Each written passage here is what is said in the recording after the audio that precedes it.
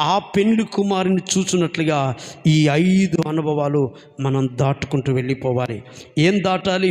సుఖ సౌఖ్యాన్ని మనం పూర్తిగా విడిచిపెట్టాలి. అంటే దేవుడు శ్రమలకు అప్పగించినప్పుడు అప్పగించుకోవాలి. ఆ పద్దనారం అనే ఆ లోక సంబంధమైన అన్ని విడిచిపెట్టాలి. రెండోదిగా స్వార్థాన్ని విడిచిపెట్టాలి. మూడోదిగా అందరితో సమాధానంగా ఉండాలి. నాలుగోదిగా మంచి మనస్సాక్షి కలిగి ఉండాలి. ఐదోదిగా మన మొదటి స్థితిలోకి రావాలి. దేవుడు అట్టి కృప దయచేయునుగాక. మోకరిస్తాం దేవుని సన్నిధిలో మోకరించి ఒక తీర్మానం చేసుకుందాం. హల్లెలూయా. తండ్రి నీకు స్తోత్రం. హల్లెలూయా. తండ్రి నీకు స్తోత్రం.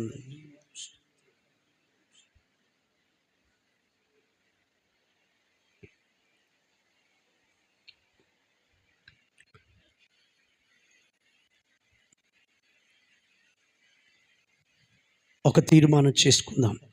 యాకోబు ముఖాముఖిగా చూసినట్లుగా రేపు నేను నిన్ను ముఖాముఖిగా చూడాలయ్యా.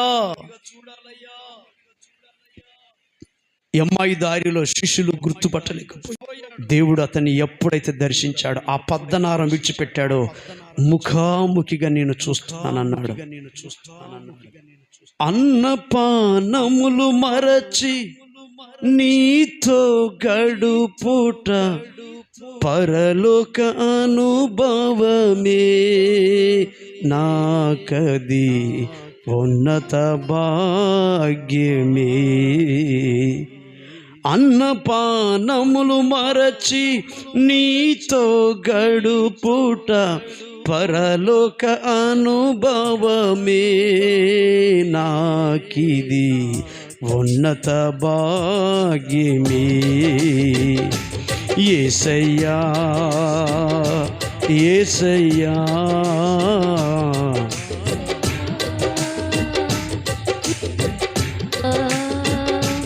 యేసయ్యా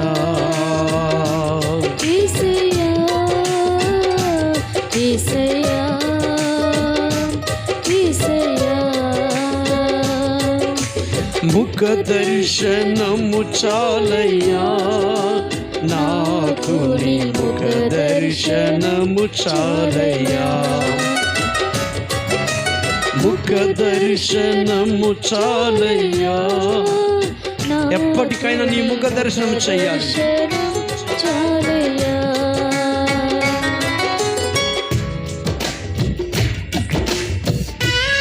దేవుని సన్నిధిలో ఒక తీర్మానం చేసుకుందాం.